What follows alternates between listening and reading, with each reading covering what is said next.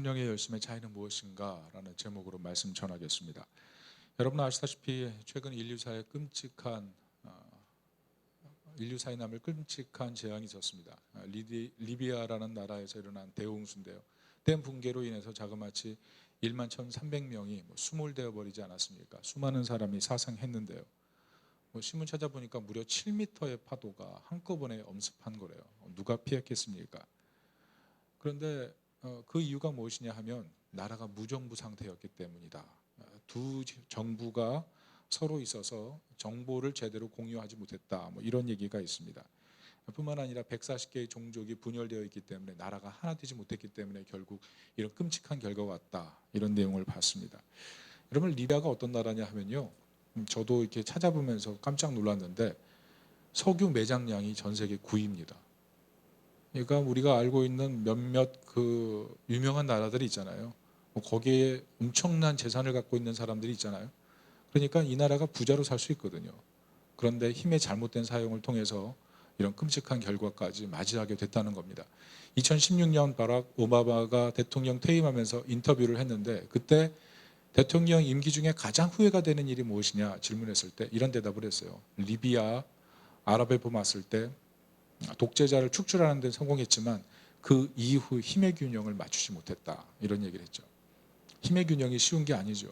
우리가 선을 행하지만 도리어 악이 생성되는 경우도 있으니까요. 그만큼 의라는 것은 생각보다 굉장히 어려운 것입니다. 당장 한국 사회 보세요. 선과 악 사이에 이 교묘한 이 분쟁들이 있지 않습니까? 그리고 그 사회에서 고통당하는 무수한 사람들이 있잖아요. 힘의 잘못된 사용, 그게 문제라는 겁니다. 제가 지난주에 어떤 여자 목사님 만났어요. 옛날엔 청년이었는데 어느덧 목사님이 돼서 우리 교단은 아닌 거죠. 만났는데 이분이 그동안 여러 사역을 하면서 참 많이 노화되셨더라고요. 깜짝 놀랐어요. 왜 이렇게 됐느냐고 제가 물어봤어요. 그랬더니 그동안 사역하면서 몇몇 교회 다녔는데 그 교회에서 정말 힘들게 사역했더라고요. 힘든 교회 가서 힘들게 사역하다 보니까 어느새 이렇게 진이 다 빠졌다고. 그러면서 저한테 목사님 왜 이렇게 안 늙으셨나요? 그러는 거예요. 그래서 은혜로 그랬는데 사실은 제가 어릴 때부터 늙어 있었거든요. 어릴 때 늙어 있는 사람은 나이 들어서 늙지 않는다는 거, 이 비밀입니다. 여러분 아십니까? 예, 어릴 때 동안이 나이 들어서 이게 큰 네, 하여튼 그런데 그분에게 그랬어요. 그분이 옛날 저랑 이제 선교 오랫동안 다녔기 때문에 지금도 하나님 부르시면 선교 갈 마음이냐 그랬더니 그럼요 목사님. 저는 언제든지 준비되어 있습니다. 그래서 참 감사했어요. 사역에서 어떻게 보면 여러 가지 마음 상하고 속상한 일들 많을 텐데 마음 변질되지 않고 이 초심 지키고 있는 그 모습 보니까 마음의 위로가 되더라고요. 저는 오늘 예배 드리면서 이 자리에 와 계신 한 분 한 분 인생에 참 여러 가지 많은 희노애락이 있고 시험이 많지만 하나님 앞에서 초심을 지키고 변질되지 않는 그 믿음 갖고 나아갈 수 있기를 예수님의 이름으로 축원합니다. 우리가 이제 본문을 또 한번 살펴볼 때 갈라디아서는 계속 반복되는 게 율법과 복음의 관계거든요. 그 안에서 복음이 얼마나 중요한지를 드러내고 있는데 결국 우리가 계속 발견하게 되는 것은 율법의 한계가 아닙니까? 인간이 아무리 힘을 사용해서 의를 만들려고 해도 의라는 것이 인간의 뜻대로 그렇게 마음대로 되는 것이 아니라는 거죠. 대표적인 것이 방금 말씀드렸던 것처럼 변질의 문제 아니에요. 힘을 잘 사용했던 사람이 어느 순간 변질돼서 우리에게 크나큰 절망과 고통을 주는 것이 그 변질의 문제 아니겠습니까? 그런데 오늘 본문에서 우리가 발견하게 되는 것은 바울의 모습이에요. 여러분 오늘 본문에 시작할 때 뭐라고 그럽니까? 14년이라는 시간을 언급하죠. 바울이 다메섹에서 예수님 만난 뒤에 열정적으로 복음 사역을 하고 있었는데 14년이 지난 이후에도 여전히 하나님의 부르심을 받고 예루살렘으로 올 만큼 그 마음 가운데 하나님을 향한 그 진정성이 흔들리지 않고 있었다는 거죠. 여러분 신앙이라는 게 어떻습니까? 예배 드리러 왔다가 나가는 순간 식어버리잖아요. 기도하려고 눈 감고 눈물 흘리고 나서 눈 뜨는 순간 그 마음 다 사라져버린 만큼 우리 마음이 얼마나 연약한지 몰라요.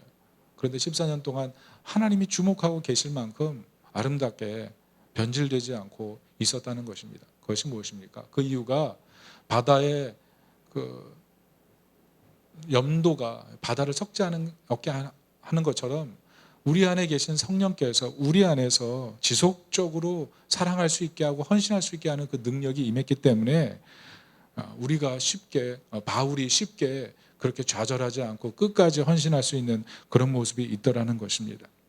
핵심이 뭐예요? 우리 안에 인간의 열심이 아니라 성령의 열심이 우리 안에 작동하고 성령의 열심이 우리 안에 올바른 사랑을 지속할 때 우리는 비로소 선하고 영향력 있는 선한 그리스도인이 될 수 있다는 겁니다. 제가 이 말씀을 드리냐면 요즘 이 시대의 화두가 지속성 아닙니까? 지속성. 끊임없이 계속 일정한 힘으로 달릴 수 있는 것.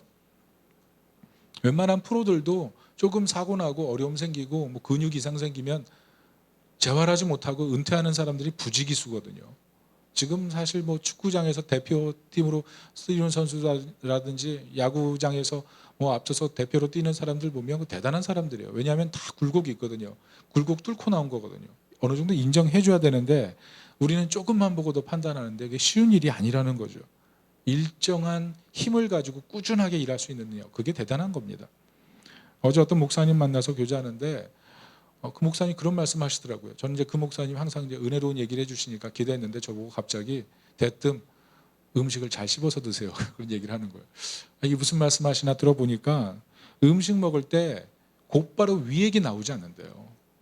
그래서 음식을 먹을 때 그냥 곧바로 삼키는 게 아니라 꼭꼭 씹어서 삼킬 때 위액이 나오고 장 운동도 된다는 거죠. 특별히 이렇게 음식을 씹지 않고 삼키면 배가 더부룩해지고 가스가 나고 그 안에 고여있기 때문에 결국은 제가 이 얘기 듣고 놀랐는데 장에서 세로토닌이 나온대요. 행복 호르몬. 이 행복 호르몬이 잘 발산되지 않는다는 겁니다. 그래서 결과적으로 음식을 잘 씹어 먹지 않은 사람들은 우울증에 걸릴 수 있대요. 뇌 작용에 문제가 생긴다는 거죠. 그래서 씹어 먹는 게 굉장히 중요하구나. 제가 큰 거 배우고 왔어요. 요즘 제가 소화도 잘 안 되고 막 배가 딱딱하고 그런 증상들이 있었거든요. 씹어 먹어야 되는구나.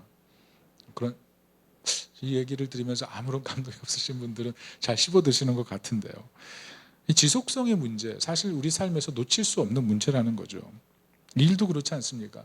예전에 그렇게 열심 내고 충성 다하고 마음 다했던 그런 분들이 어느 순간 마음의 셔터가 내려졌을 때 얼마나 신앙생활 힘들어요.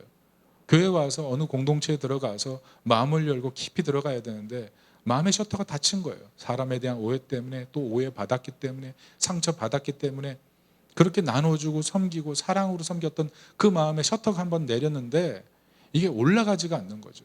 사람들 앞에서 밝게 웃고 환하게 인사하지만 그 환한 웃음 뒤에는 고독한 울음, 고독한 낙심과 좌절이 있다는 겁니다. 왜 그럴까요?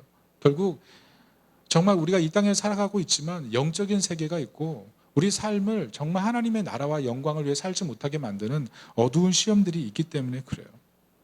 그래서 내면의 낙심 가운데 갇혀 있는 분들이 의외로 많다는 겁니다. 그래서 사람들이 어떻게 합니까? 이런 내면의 낙심이라든지 우울감이라든지 이런 것들이 싫어서 자신만의 삶의 형식을 추구하지 않습니까? 자신만의 삶의 기준, 이 기준들을 명확히 잡고 살아가는 거예요.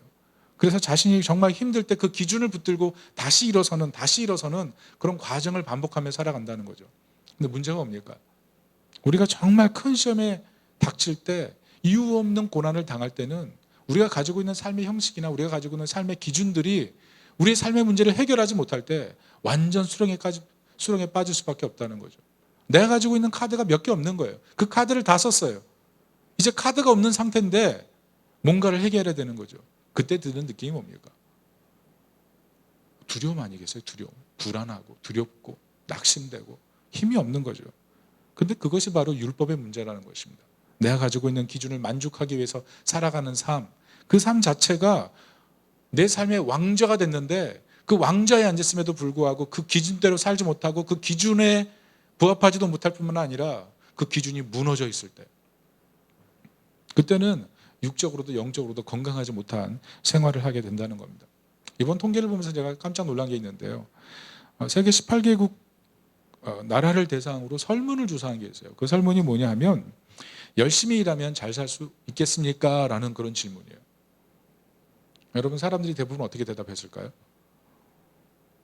사람들이 대부분 열심히 일하면 잘 살 수 있다 이렇게 대답했겠죠. 안 그렇겠어요? 그런데 우리나라는 어떻게 대답했을까요? 우리나라에서는요 열심히 일하면 잘 살 수 있다라고 생각하는 사람이 16%밖에 없더라고요. 노력이 성공을 보장하지 못한다는 거예요. 그 사회 전반에 이게 엄청나게 흐르는 기류라는 거죠. 이게 얼마나 사람을 힘들게 하겠습니까? 여기 나오신 대부분의 분들도 열심히 노력했는데 내 인생 안 풀렸다라는 그 자괴감, 그게 있다는 거죠. 열심히 살았는데 돌아오는 게 없다. 열심히 애 키우고 열심히 사랑으로 돌봤는데 지금 가정이 그렇게 내가 생각하는 만큼 이상적인 공동체가 아니다. 거기에 대해서 마음속에 깊은 실망감이 있다는 겁니다. 왜 그럴까요? 결국 잘못된 힘의 사용이고 그것이 어떤 내 삶의 기준으로 작동하는 율법이 됐기 때문에 그래요. 율법이. 결국 결과가 뭡니까? 행복감 깊이 뿌리내리지 못한다는 거죠. 오늘 본문의 이 결정적인 증거가 무엇이냐면 바로 할례라는 것입니다. 할례.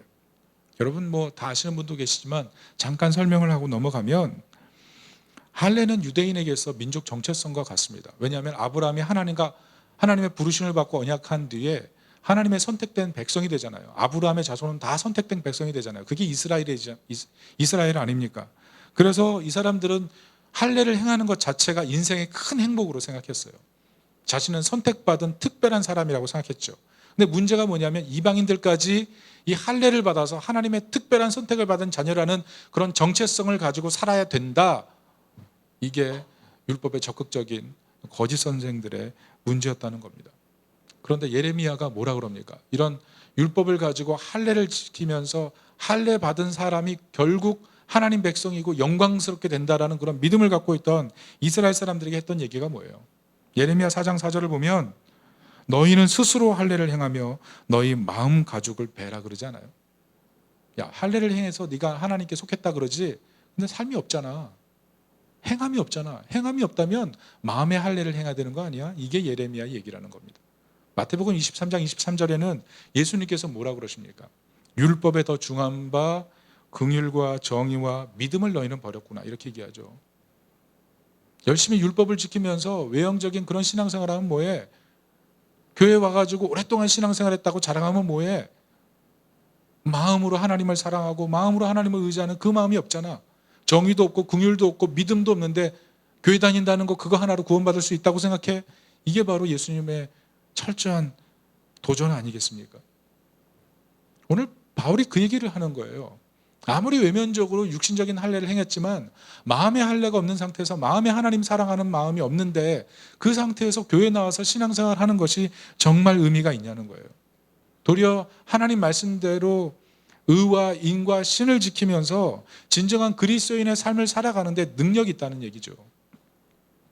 그런데 이스라엘 사람들, 그리고 특별히 오늘 그 거짓 선생들은 율법에 따라서 할례를 받고 그 안에서 행복하게 살아가는 정체성을 갖고 있는 게 더 중요하다는 얘기를 하는 거예요. 역사적으로 보면 이런 의식 아래서 제사장 가문이었고 왕이 됐던 요한 힐카누스 1세, 이스라엘 중간기 역사에 보면 힐카누스 1세가 있는데 이 사람은 할례를 얼마나 중요하게 생각했던지 전쟁을 일으킨 다음에 전쟁을 잡으면 다 할례를 시켜버렸어요. 억지로 할례시키면서 너 선택받은 백성이야. 이 말이 됩니까? 생각해 보세요. 갑자기 자르고 너 선택받은 백성이야 그러면 이게 이해가 되는 거예요? 도리어 얼마나 절망적이에요. 얼마나 수치스러워요. 그런 일들을 행했다는 거죠. 그리고 이게 이 민족의 정체성이라는 사실을 아니까 헬라왕 안티오쿠스 4세 같은 사람은 이스라엘을 점령한 뒤에 할례를 금지시켜 버렸어요. 모욕감을 준 거죠. 할례 그거 아무것도 아니야. 그래서 애국주의자들에게는요, 이 할례라는 것이 민족 의식을 깨우는 징표예요. 그리고 율법을 지키지 못해서 나라가 망했다라는 그런 율법에 대한 신봉하는 사람들은 이게 구원의 징표예요. 이 할례를 건든다는 것은 사실 굉장히 위험한 일이에요. 그런데 오늘 사도 바울이 이 할례 문제를 얘기하면서 이것이 잘못됐다는 거예요. 왜? 할례를 통해서 자기가 구원받을 수 있는 자격을 획득했다고 생각하는 것 자체가 문제라는 거예요.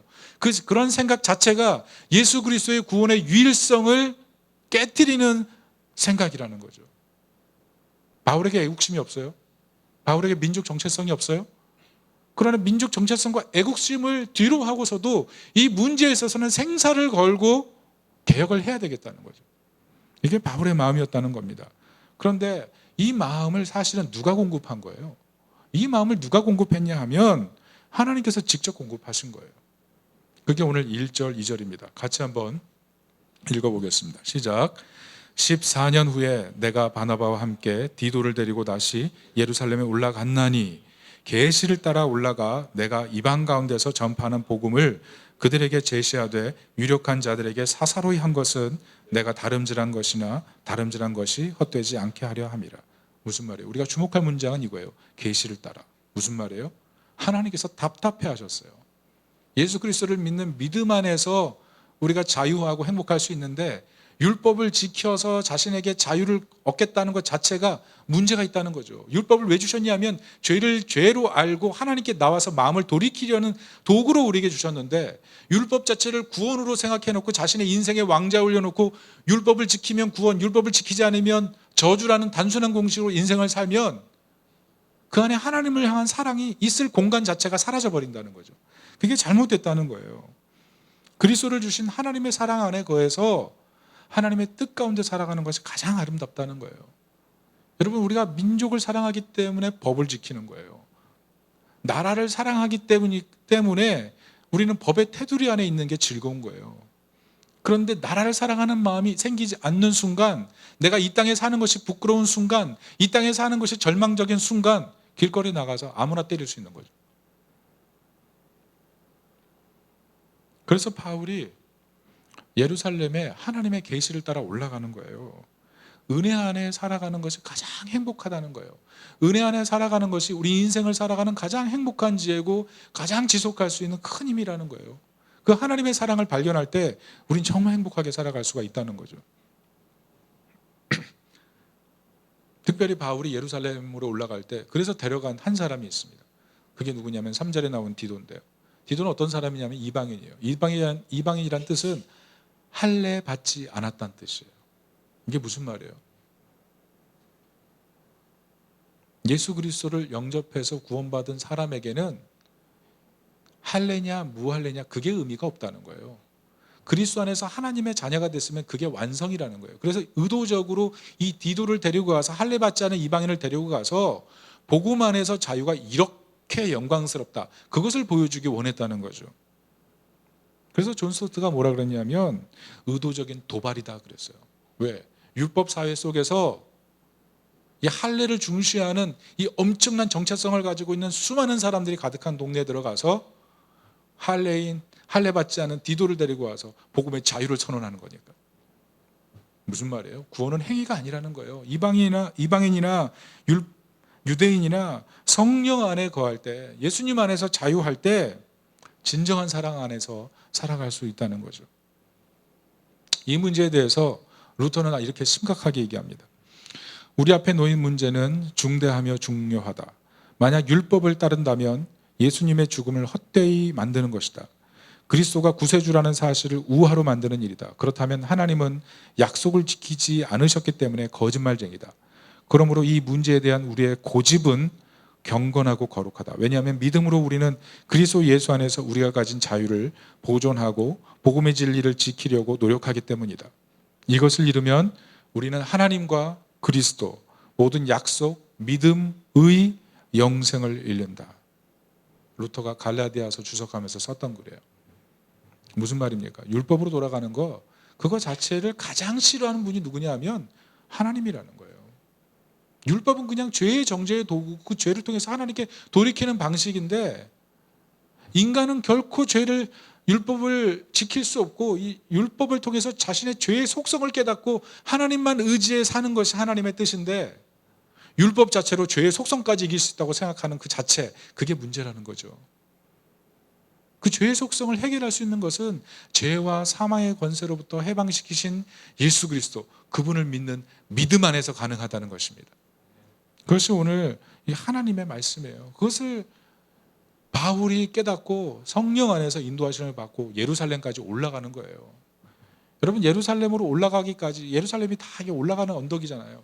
올라가면서 얼마나 많은 생각을 했겠습니까?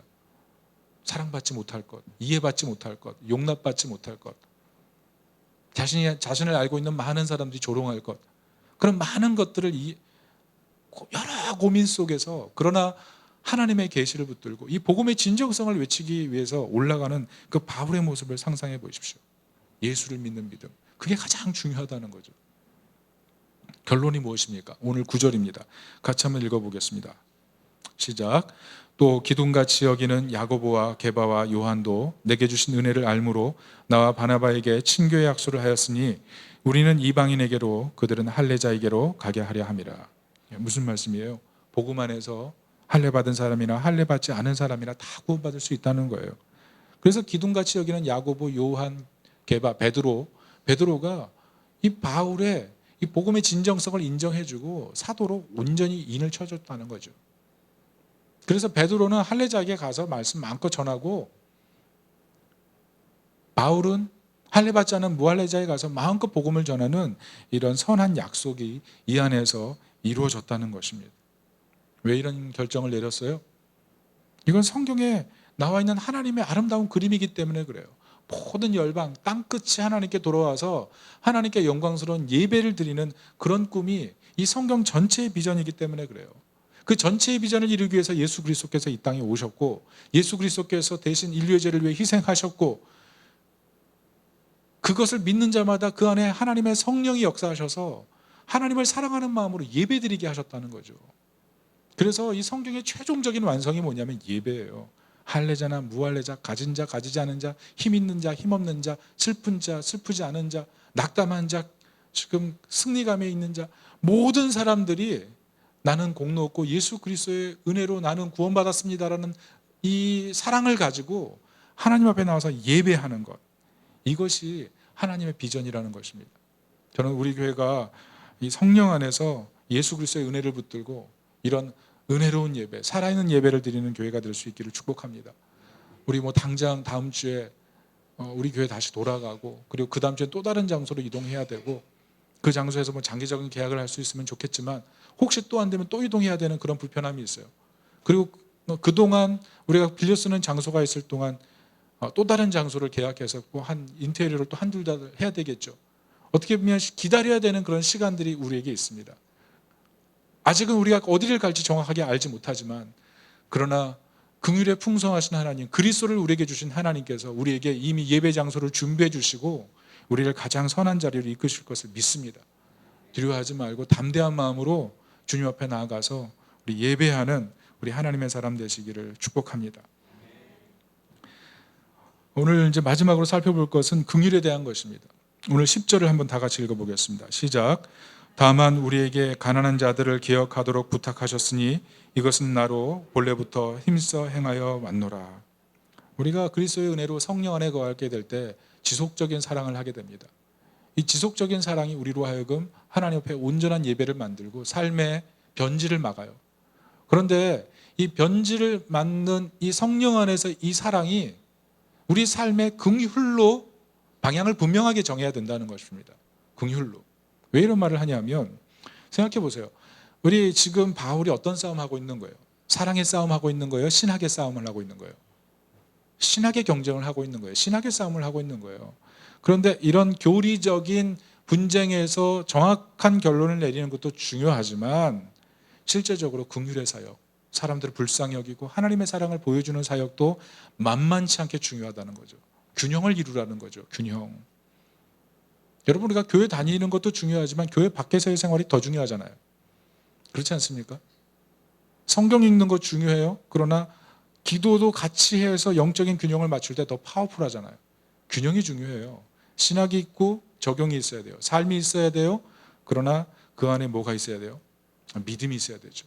이 균형을 맞춰야 된다는 거예요. 이 균형이 없으면 죽은 신학, 죽은 신앙에 불과하다는 겁니다. 제가 최근에 9월 달에 예수 향남교회 가서 특별 새벽 기도에 인도한 적이 있는데요.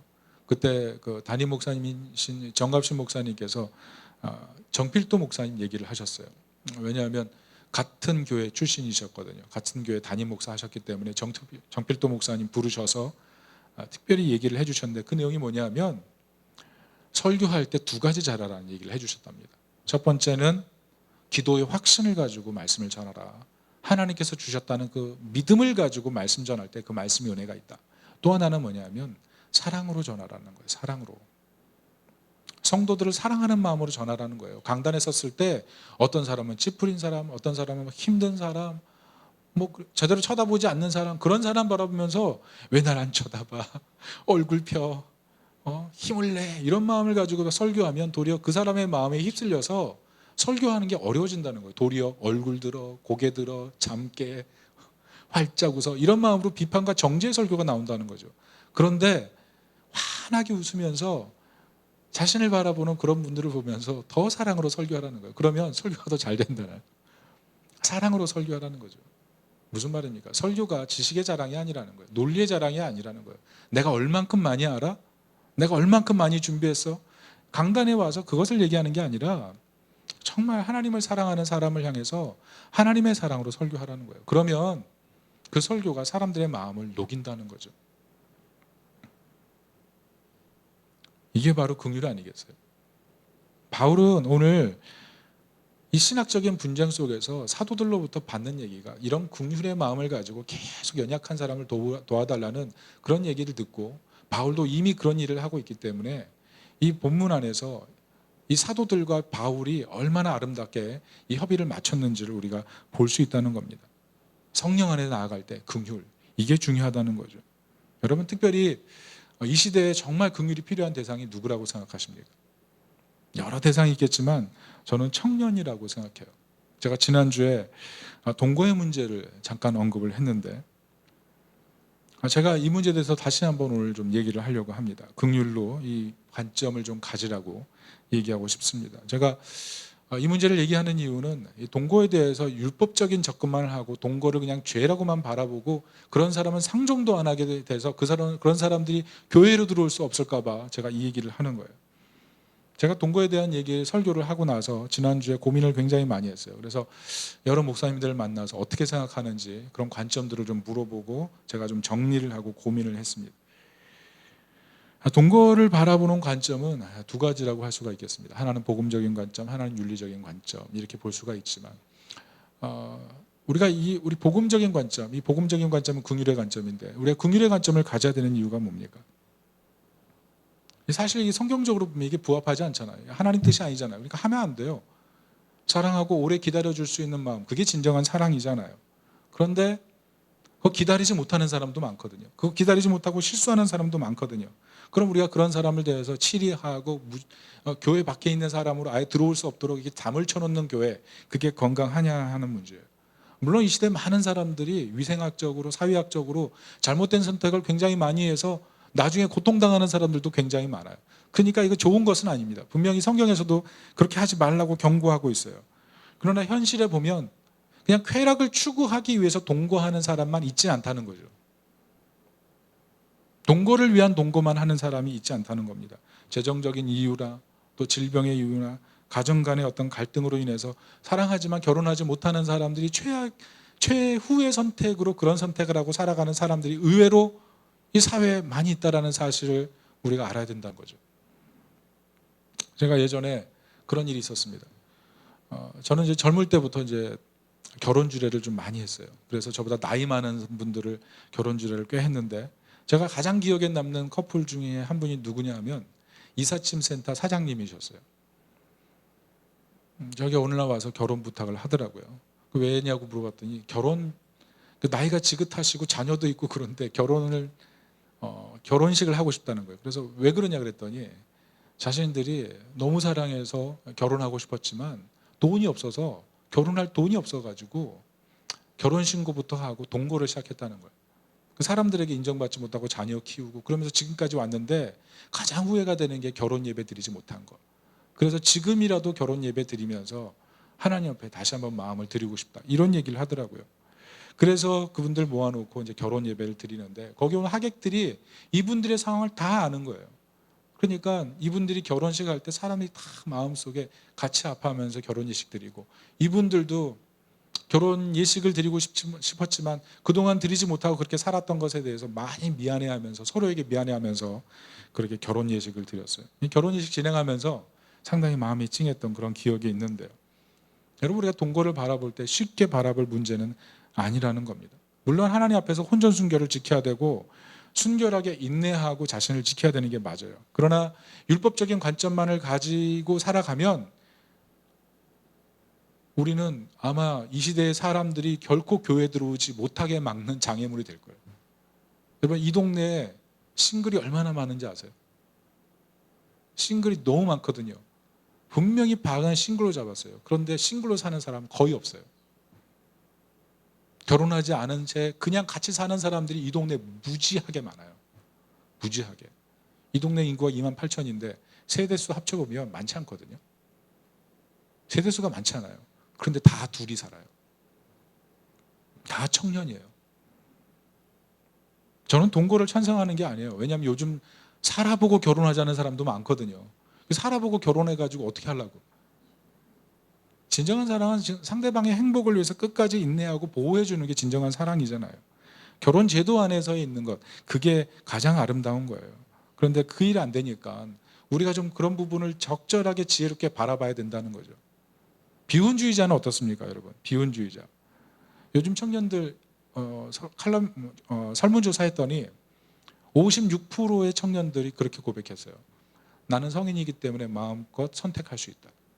나는 이것에 자유할 것이다. 그게 56%예요.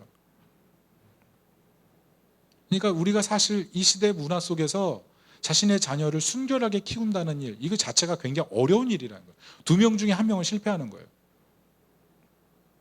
여기 지금 자녀를 키우시는, 어린아이 키우시는 그 부모님들, 내 자녀가 끝까지 정결하게 해서 결혼할 가능성 거의 없다고 보셔야 돼요. 우리가 그런 시대를 살아갈 거거든요. 그러니까 어떻게 살아가야 되냐는 거죠. 어떻게 살아가야 돼요. 의의 기준, 율법의 기준을 가지는 거 분명히 필요해요. 그러나 사고가 나고 문제가 생긴 다음부터는 차단하고 저주하고 그게 아니고 긍휼의 관점으로 그 문제를 바라볼 필요가 있다는 거죠. 제가 지난주에 얘기했지만 분명히 얘기해 줘야 돼요. 이런 것들은. 개인과 공동체는 뗄 수가 없는 거예요. 오늘 보면서 보니까 길거리에 누가 침을 뱉었더라고요. 그 침을 내가 밟는 순간 내가 불행해지는 거 아니에요. 개인과 공동체는 뗄 수 없는 거예요. 나의 행복, 나의 자유의지, 그것을 사용하는 순간에 그것이 또 다른 사람들에겐 불행이 될 수 있는 거예요. 요즘 동거라는 것이 자아실현의 선택이고, 그리고 부모님들에게는 내가 이런 선택을 했으니까 존중해 주세요라고 요구받는 그런 모습 아니에요. 그러니까 부모님들은 그런 모습을 보면서 또 이미 성인이기 때문에 어떻게 말해줄 수 있는 방법이 없어서 너무 답답해하는데, 이런 얘기들 분명히 해줘야 되는 거예요. 개인과 공동체가 분리될 수 없다는 것. 한 개인의 자율적인 선택이지만 그것이 공동체의 불행이 될 수 있다는, 불행을 만들 수 있는 선택이 그런 선택은 조심해야 된다는 걸 얘기해 줘야 된다는 겁니다. 또 하나는 하나님의 자비가 있다는 거예요. 하나님의 자비. 하나님의 자비. 우리가 긍휼로 구원받았기 때문에 그 사람들도 여전히 긍휼 속에 살아간다는 사실을 얘기해 줘야 된다는 거예요. C.S. 루이스가 4가지 사랑이라는 책을 썼는데요. 거기 보면 사랑의 3가지를 얘기합니다. 첫째는 필요의 사랑, 2번째는 선물의 사랑, 3번째는 감상의 사랑. 필요의 사랑은 뭐냐면 아기가 엄마 젖 찾는 사랑이에요. 필요가 있으니까 무조건 찾아가지고 달라달라 해가지고 받아먹는 사랑. 그게 필요의 사랑. 애들 키울 때 느끼죠. 얘는 내가 필요하구나. 그래서 사랑을 더 주게 되는 필요의 사랑. 2번째는 선물의 사랑. 이건 이타적인 사랑, 베풀고 싶은 사랑. 그리고 감상의 사랑은 경탄의 사랑이에요. 어떤 대상을 바라보면서 너무 경탄하고 너무 좋아서 예배하게 되는 거죠. 특별히 하나님에 대해서 너무 사랑하니까 예배하게 되는 것처럼 그게 감상의 사랑이거든요. 그런데 이게 왜곡될 수 있다는 거예요. 필요의 사랑은 내 필요에 의해서 사랑을 짓밟을 수 있어요. 내 필요만 채우면 돼. 선물의 사랑은 뭐예요? 내가 이만큼 줬으니 너 이만큼 줘야지, 너는 이것밖에 안 줘 라고 생각하면서 이 사랑을 깨트릴 수 있다는 거죠. 감상의 사랑도 마찬가지예요. 감상의 사랑은 어떻습니까? 누군가를 경탄하고 예배해요. 그런데 그 예배의 대상이 하나님보다 높아졌을 때 결국 신앙을 손실하게 되잖아요. 그래서 하나님을 선택하는 게 아니라 그 사람을 선택해서 자기도 모르게 나쁜 길로 가버리게 되죠. 결국 우리가 추구하고 있는 필요의 사랑이나 선물의 사랑이나 감상의 사랑, 이 사랑은 인간 안에서 완전하게 사랑으로 우리에게 다가올 수 없다는 거예요. 그런데 언제 이 사랑이 완벽하게 우리에게 사랑으로 다가올 수 있냐 하면 하나님의 자비가 임할 때, 하나님의 자비를 깊이 깨달으면, 하나님의 자비 속에 들어가면 그나마 더 깊이 사랑할 수 있다는 거죠. 그런데 그 최고조의 사랑이 어디서 나오냐면 예수 그리스도의 십자가에서 나온다는 거예요. 하나님이시면서 이 땅에 가장 낮은 인간으로 오셔서 처참하게 죽으신 그 하나님의 아들의 사랑을 볼 때 우리는 비로소 필요의 사랑을 하던 사람이 이타적인 사랑을 하게 되고, 이타적인 사랑이니까 내 사랑을 당신이 이해하고 나에게 더 많은 사랑을 줘야지라고 생각하는 율법적인 사랑의 사람들이 희생적인 사랑을 하게 되고, 어떤 대상에 대해서 흠모하고 너무나 흠뻑 빠졌다가 그 사람이 진짜 사랑이 아니라는 걸 알고 완전히 변질돼 가지고 다시는 사랑하지 않겠어요라고 생각하는 사람이 그럼에도 불구하고 나를 사랑하시는 그 예수 그리스도의 사랑을 볼 때 다시 한번 사랑의 손을 내밀어 주는 이런 사랑으로 바뀔 수 있다는 거죠. 무슨 말이에요? 자비, 긍휼. 이 긍휼의 사랑을 받고 있다라는 사실, 네가 아무리 자율적으로 선택하고 그게 인생의 행복이라고 선택해서 어른이라서 존중받고 싶어서 왔지만 결국 하나님의 테두리 안에서 너는 벗어날 수 없다는 것, 그 얘기를 해주라는 거예요. 하나님의 사랑의 테두리, 은혜의 테두리, 긍휼의 테두리 안에 당신이 존재하고 있음을 알아야 된다. 그것을 깨달을 때 겸손하게 될 수 있다는 거죠. 그리고 그 사랑을 깨달아 알 때만 우리는 진정한 사랑이 가능하다는 거예요. 왜? 우리의 사랑은 항상 자아실현적이고 그리고 필요적이고 선물적이니까, 변질되는 사랑이니까.